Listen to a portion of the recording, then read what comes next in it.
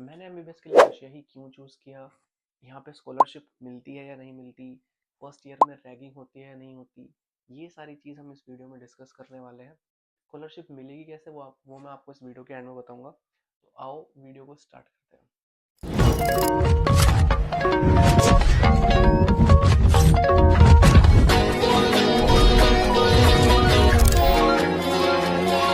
So hello guys, my name is Arun Menwal. I am a third year medical student in Bashkir state medical university. मेरे पास बहुत सारे बच्चों के कमेंट आ रहे थे कि भैया ये बता दो कि आपने रशिया ही क्यों चूज़ किया, रशिया के कोई बेनिफिट्स जो आपको लगे हों कि अदर कंट्रीज से ज़्यादा अच्छे हैं, जो हमें रशिया ही चूज़ करना चाहिए, या वहाँ पे आपका फर्स्ट ईयर का एक्सपीरियंस कैसा था। तो वो सब कुछ मैं इस वीडियो में डिस्कस करूँगा। नीट का रिजल्ट आने के बाद फर्स्टली तो मेरे पास ऑप्शंस बचते थे कि भाई मैं या तो इंडिया से जो है बीएमएस कर सकता हूँ या वेटनरी कर सकता हूँ, क्योंकि गवर्नमेंट एमबीबीएस कॉलेज तो नहीं मिल रहा था।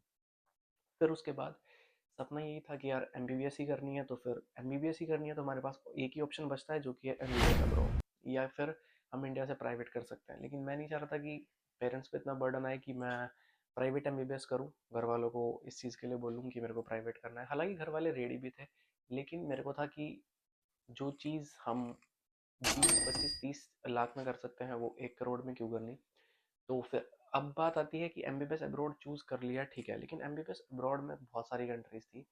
चाइना है, कजाकिस्तान है, किर्गिस्तान है, बांग्लादेश है, फिलीपींस है, जॉर्जिया है। तो आपने भैया रशिया ही क्यों चूज किया? रशिया चूज करने के कुछ स्पेसिफिक रीजंस थे। पहला तो ये कि जो इंडिया के साथ रशिया के रिलेशन है वो आप सबको पता है कि वो बहुत अच्छे हैं। दूसरा, जो quality of education Russia provide करती है इंडियन स्टूडेंट्स को, वो सही में दूसरी कंट्री से अगर हम कंपेयर करेंगे तो वो बहुत ऊपर है। तीसरा, जो यहाँ का मेन मेरे को लगा था कि एफ पासिंग रेशियो, ठीक है, आप कहीं भी कंट्री में जाओगे तो आप सबसे पहले यही सोचोगे कि भाई एफ पासिंग रेशियो कैसा है।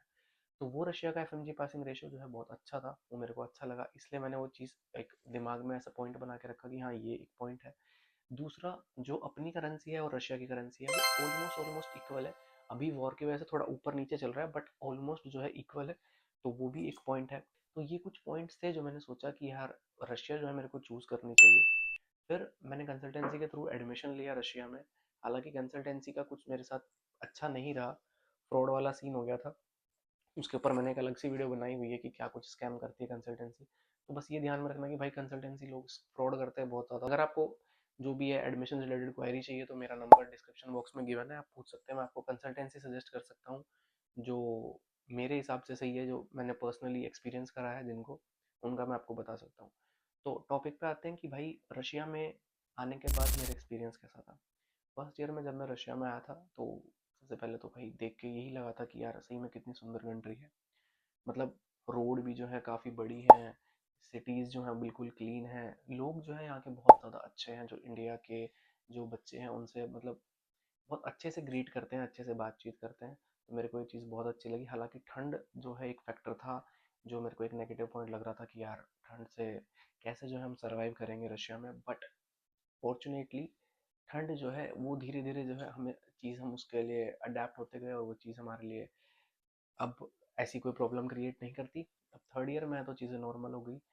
एक और जो मेन प्रॉब्लम थी वो आती है बच्चों के साथ कि रशियन लैंग्वेज भी, या रशियन लैंग्वेज में जो है हम पढ़ेंगे या इंग्लिश में पढ़ेंगे, या जो लैंग्वेज बैरियर है वो कितना फैक्टर रोल प्ले करता है रशिया में एमबीबीएस करते हुए। तो मैं आपको बताऊं कि जैसे इसमें फर्स्ट ईयर में रशिया आया था तो मेरे को 0% नॉलेज थी रशियन लैंग्वेज की, ठीक है, मेरे को रशियन लैंग्वेज बिल्कुल भी कुछ भी आइडिया नहीं था। तो जो भी रशियन यहाँ पे सीखी है हम लोगों ने, मैंने, मेरे क्लासमेट्स ने, मेरे साथ वालों ने, वो सब यहीं पे ही सीखी है।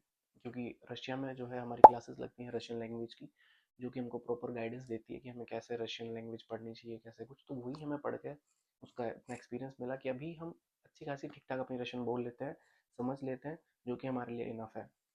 बाकी अगर मैं पढ़ाई की बात करूँ तो भाई पूरा जो कोर्स है वो इंग्लिश में हो रहा था हमारा। कोई दिक्कत नहीं है, अभी भी इंग्लिश में ही है और आगे भी इंग्लिश में रहेगा। पूरा 6 ईयर का जो कोर्स ड्यूरेशन है इसमें इंग्लिश में पढ़ाई होगी, तो ऐसी कोई प्रॉब्लम नहीं है कि वो एक फैक्टर प्ले कर सकता है आपकी स्टडीज़ के बीच में।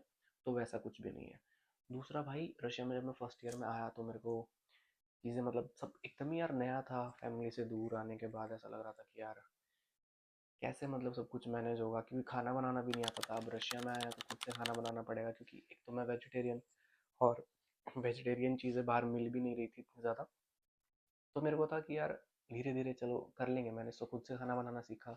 अभी फ़िलहाल के टाइम पे सब कुछ खाना बना लेना अब आ गया सब कुछ बनाना, तो चीज़ें आसान लगने लगी हैं। तो पर मैं मतलब मेरे को जो मेन बात ये बतानी है कि जो फर्स्ट ईयर और सेकंड ईयर है, सबसे ज़्यादा हेक्टिक ईयर है फर्स्ट और सेकंड ईयर। जो भी कोई रशिया का प्लान कर रहा हो भाई, फर्स्ट और सेकंड ईयर थोड़ा हेक्टिक है, उसके बाद थर्ड ईयर से क्लासेस नॉर्मली आपकी लगने लगेंगी। आप हैबिचुअल हो जाओगे चीज़ों के, आप अडेप्ट कर लोगे ठंड से भी, सब चीज़ आपके लिए फेवरेबल हो जाएंगी, तो कोई ऐसी प्रॉब्लम नहीं है। मेन पॉइंट ये है कि भाई पढ़ाई जो है रशिया की नो डाउट अच्छी है, कोई दिक्कत नहीं है। हालांकि पढ़ना स्टूडेंट को खुद से ही पड़ता है। मेरा भी जैसे कॉलेज है तो मैं कॉलेज से क्लास लेके आऊँगा तो वो मेरे को एक सिलेबस एक पैटर्न बता देंगे कि हाँ ये आपका सिलेबस है, इतना आपको पढ़ना है, ये चीज़ें क्लास में पढ़ाया जाए, लेकिन उसके बाद भाई सेल्फ स्टडी आपको खुद से करनी पड़ेगी। अब पॉइंट आता है भाई रैगिंग का, कि बच्चे बोलते हैं कि इंडिया के कॉलेज में भाई बहुत ज़्यादा रैगिंग होती है चाहे कोई भी कोर्स हो, तो एमबीबीएस में जो रशिया में है रैगिंग होती है क्या? भाई इसका आंसर है नो। रशिया में किसी तरह की कोई रैगिंग नहीं होती भाई, 1% भी टॉलरेटेबल नहीं है। रशिया की जो गवर्नमेंट है यहाँ पे बहुत स्ट्रिक्ट रूल्स हैं। अगर कोई ऐसा केस मिला यूनिवर्सिटी को या किसी ने भी ऐसी कंप्लेन करी कि किसी सीनियर ने उनकी रैगिंग लेने की कोशिश की है, चाहे वो एक लड़का हो चाहे लड़की हो, इस चीज़ के खिलाफ भाई बहुत स्ट्रिक्ट रूल है। आपको यूनिवर्सिटी से तो जो है निकाल ही देंगे, साथ ही साथ आपको जेल भी हो जाएगी। तो भाई ये चीज़ें यहाँ पे ऐसा बिल्कुल भी नहीं है कि रैगिंग वाला सीन, तो ये तो बिल्कुल दिमाग से निकाल दो, ऐसा कुछ नहीं है। बाकी कंट्री जो है काफ़ी अफोर्डेबल मेरे को लगी फर्स्ट ईयर में। जैसे मैं ग्रोसरी वगैरह का सामान लेने जाता था और मेरे को चीज़ें जैसे नई नई पता चली, तो मैंने ये चीज़ मतलब रियलाइज़ करी कि यार थोड़ा तो देखो एक्सपेंसिव है, इंडिया से एक्सपेंसिव थोड़ा बहुत है, बट इतना भी कोई खास फ़र्क नहीं है कि हम हमारे लाइफस्टाइल पे बहुत ज़्यादा फ़र्क पड़े। एक नॉर्मल सा है, अगर आप एक नॉर्मल अपनी लाइफ यहाँ पे जीना चाहते हो, तो भाई आपका पर मंथ का जो खर्चा आ जाएगा वो 8 से 10 लाख के बीच में आ जाएगा। इसके ऊपर मैंने एक अलग से भी वीडियो बनाई हुई है, आप वो भी देख सकते हो कि आपका ओवरऑल एक्सपेंस कितना रहने वाला है रशिया के अंदर, तो वो भी आप जाके विजिट कर सकते हो चैनल के ऊपर। और जो फर्स्ट ईयर में हमारी क्लासेस थी वो रहती थी हमारी 8:45 से 7 या फिर 8 PM तक, क्योंकि फर्स्ट ईयर में हमारी क्लासेस बहुत ज़्यादा हैं। कुछ हमारे मेन सब्जेक्ट हैं जैसे कि बायोलॉजी है, हिस्टोलॉजी है, एनाटमी है, ये और रशियन लैंग्वेज भी है, तो ये मेन सब्जेक्ट थे। इसके अलावा भी कुछ सब्जेक्ट ऐसे थे जो कि हमें फर्स्ट ईयर में पढ़ने का मतलब कंपलसरी है, आपको पढ़ने ही पड़ेंगे वो क्योंकि आप रशिया में पढ़ रहे हो तो आपको थोड़ी बहुत यहाँ की भी नॉलेज होनी चाहिए। तो कुछ सब्जेक्ट आपके वैसे हैं। विंटर जो कि भाई ठंड, यहाँ पे कितनी ठंड चली जाती है भाई।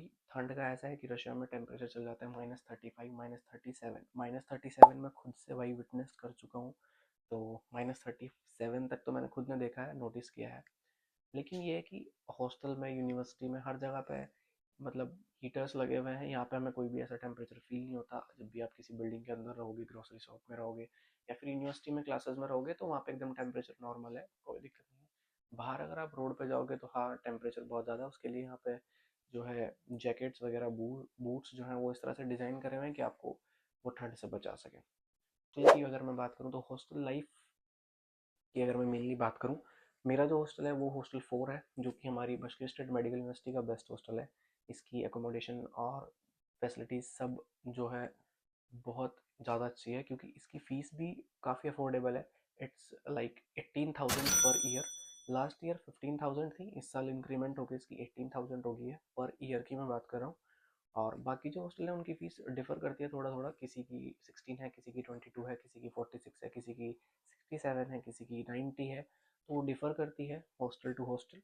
लेकिन मैं अपने हॉस्टल की बता रहा हूँ कि मेरे हॉस्टल की फ़ीस इतनी है, और मेरे हॉस्टल में ही जो है जिम भी इंक्लूडेड है, जिसका हमें कोई चार्ज पे नहीं करना पड़ता, वो सब हॉस्टल वालों के लिए फ्री रहता है। तो मेरे को फर्स्ट ईयर में मतलब भाई थोड़ी दिक्कत तो आई थी, क्योंकि मैं वेजिटेरियन था तो मेरे को खाने की थोड़ी दिक्कत आई थी। बाकी पढ़ाई का ऐसा कुछ नहीं है, आप लाइब्रेरी से बुक इशू कर सकते हो, बुक वहाँ से पढ़ सकते हो। लाइब्रेरी में आसानी से कोई भी बुक आपको मिल जाएगी आपके सब्जेक्ट के रिगार्डिंग, जो भी आपको लेनी हो, हिस्टोलॉजी की, एनाटमी की, बायोकेमिस्ट्री की, किसी की भी आप बुक लेना चाहोगे तो वहाँ से परचेज कर सकते हो। फिर हम बात करते हैं प्रैक्टिकल एक्सपोजर की, कि प्रैक्टिकल एक्सपोजर जो है वो अभी तक रशिया में कितना मिला या फिर कितना मिल जाता है। तो फर्स्ट ईयर में बताऊँ, फर्स्ट ईयर के लास्ट सेमेस्टर में, मतलब सेकंड सेमेस्टर के एंडिंग में हमें हॉस्पिटल विजिट कराना स्टार्ट कर दिया था, जिसमें हमारी मतलब नर्सिंग की क्लासेस लगती हैं, जिसमें हम हॉस्पिटल विजिट करते हैं, पेशेंट देखते हैं। और बहुत ज़्यादा प्रैक्टिकल एक्सपोजर फर्स्ट ईयर में नहीं मिलता, क्योंकि हमें रशियन लैंग्वेज का कोई भी मतलब आइडिया नहीं होता। बट हाँ, अभी जैसे थर्ड ईयर में है तो थर्ड ईयर में भी हमारी सर्जरी की क्लासेस होने वाली हैं, और जिसमें हमें और सर्जरी से क्लासेस सर्जरी की क्लासेस से अलग भी जो है हमें हॉस्पिटल विजिट कराया जाता है। नर्सिंग डिपार्टमेंट है हमारा, और जैसे कि हॉस्पिटल में हमारी ड्यूटीज़ भी आप कर सकते हो, जॉब भी कर सकते हो। एक रशियन एग्ज़ाम होता है, अगर आप वो क्लियर कर देते हो तो आप यहाँ पे जॉब भी कर सकते हो रशियन हॉस्पिटल्स में। उसका आपको ठीक ठाक पे आउट मिलता है एज अ स्टूडेंट। अगर आप पार्ट टाइम हॉस्पिटल में करना चाहते हो तो वो भी आप कर सकते हो। और अभी जैसे हमारी सर्जरी की क्लासेस रहेंगी तो वो भी मैं आपको दिखाऊंगा ब्लॉग्स के थ्रू कि कैसा यहाँ पे प्रैक्टिकल एक्सपोजर मिलता है। हालांकि अंदर जो है हम इतना रिकॉर्ड नहीं कर सकते, बट जितना मेरे से हो सकेगा मैं दिखाऊंगा ब्लॉग्स में। तो उसके लिए आप चैनल को सब्सक्राइब भी कर लेना, ठीक है। ट्रांसपोर्टेशन ट्रांसपोर्टेशन मेन चीज़ है, क्योंकि सर्दियों में आप कैसे जो है ट्रैवल करोगे हॉस्टल से यूनिवर्सिटी। अगर आपका हॉस्टल बहुत दूर है तो भाई बहुत ज़्यादा प्रॉब्लम हो जाएगी। तो ये एक बहुत बड़ा फैक्टर है। जैसे अब फर्स्ट ईयर में आता है, मेरा हॉस्टल जो है यूनिवर्सिटी के पास है, तो हम फर्स्ट ईयर में बस से ट्रैवल करते थे या फिर कभी कभार कैब से चले जाते थे। सेकेंड ईयर में हम ठंड बढ़ी बहुत ज़्यादा, तो मोस्टली हमने कैब से ही ट्रैवल किया। कैब जो है आपको ज़्यादा कॉस्टली नहीं पड़ती, बट हाँ विंटर्स के टाइम थोड़ा महंगा हो जाता है। बस का ट्रांसपोर्टेशन का ऐसा सिस्टम है कि भाई आप बस में आपको 40 रूबल्स लगते हैं। 40 रूबल आप पे करोगे और आप सिटी में कहीं पे भी जा सकते हो। फिर अगर आप वापस आओगे तो आपको दोबारा 40 पे करने होंगे। मतलब ऐसा नहीं है कि आपको एक बारी 40 पे करना है तो आप पूरा दिन में कितनी बारी ट्रैवल कर सकते हो। ऐसा है कि आपको एक बारी ट्रैवल के 40 रूबल पे करने पड़ेंगे, चाहे आप अक्रॉस द सिटी कहीं पे भी ट्रैवल कर रहे हो। ये है। फिर भाई स्पोर्ट्स फैकल्टी जो है रशिया की वो बहुत अच्छी है, स्पेशली मेरी जो यूनिवर्सिटी है उसकी। चाहे आप फुटबॉल ले लो, बास्केटबॉल ले लो, बैडमिंटन ले लो, वॉलीबॉल या क्रिकेट। मेनली जैसे मैं क्रिकेट में हूँ तो मेरे को पता है कि हमारी यूनिवर्सिटी हमें बाहर खिलाने लेके जाती है। साल में हम चले जाते हैं 2 बार तो एटलीस्ट बाहर, जो कि यूनिवर्सिटी अपने खर्चे पे हमें बाहर लेके जाती है। और हमारा सब कुछ जो है मैनेज करती है, रहने का, खाने पीने का सब यूनिवर्सिटी की तरफ से होता है सारा पे आउट। हमको बस जाके टूर्नामेंट खेलने होते हैं। तो ये एक बहुत अच्छी चीज़ है। अगर आप एमबीबीएस के साथ साथ स्पोर्ट्स जो है एक्टिविटी उनमें भी इन्वॉल्व हो और आपको अच्छा लगता है वो सब चीज़, तो भाई आप चूज़ कर सकते हो यूनिवर्सिटी। बाकी यूनिवर्सिटी बहुत सारी है, आप किसी से भी अच्छे से गाइडेंस ले सकते हो। ये था भाई जो मेरे को मेन पॉइंट्स बताने थे। तो लास्ट में बात करते हैं स्कॉलरशिप की। स्कॉलरशिप का क्या क्राइटेरिया है भाई? आपकी जो फीस है वो आपको यूनिवर्सिटी को कोई फीस पे नहीं करनी है अगर आप स्कॉलरशिप प्रोग्राम में एनरोल होना चाहते हो तो। लेकिन उसके लिए आपको क्या करना पड़ेगा, जो आपका पूरा कोर्स ड्यूरेशन रहेगा वो 6 ईयर तक रशियन में रहेगा। लाइक फर्स्ट ईयर से 6 ईयर तक आप रशियन में पढ़ाई करोगे, रशियन स्टूडेंट्स के साथ पढ़ोगे, उनके ही बैच में रहोगे। तो ये एक क्राइटेरिया है कि आपको अगर स्कॉलरशिप चाहिए, आपका पूरे साल को आपको कोई फीस पे नहीं करनी। हालांकि यूनिवर्सिटी आपको पे करेगी हॉस्टल में रहने का, लाइक पर मंथ आपको 2000 3000 पे करेगी यूनिवर्सिटी ही। आपको कुछ पे नहीं करना है यूनिवर्सिटी का कुछ भी फीस का। बट ये है कि आपको रशियन में जो है पूरा पढ़ना पड़ेगा first year to 6 year, and आपको जो है रशियन स्टूडेंट्स के साथ पढ़ना पड़ेगा। तो अगर आपको इससे रिलेटेड कोई भी इन्फॉर्मेशन चाहिए तो भी आप मेरे को डीएम कर सकते हो। और यही मेरा जो था फर्स्ट ईयर का एक्सपीरियंस था, जो मेरे को थोड़ा सा शेयर करना था आप सब लोग से। अगर आपको वीडियो अच्छी लगी हो तो भाई वीडियो को लाइक कर देना, चैनल को सब्सक्राइब कर लेना। और अगर कुछ भी इन्फॉर्मेशन चाहिए तो मेरा व्हाट्सएप नंबर गिवन है, इंस्टाग्राम अकाउंट भी गिवन है, आप उस पर मेरे को डीएम कर सकते हैं, ठीक है। और कमेंट में ज़रूर बताना कि आपको इससे रिलेटेड कोई और अगर आपकी क्वेरीज हो, कोई और क्वेश्चन हो, तो मैं वो क्वेरी आपकी सॉल्व करने की कोशिश करूँगा। बाकी मिलते हैं अगले वीडियो में, तब तक के लिए बाय।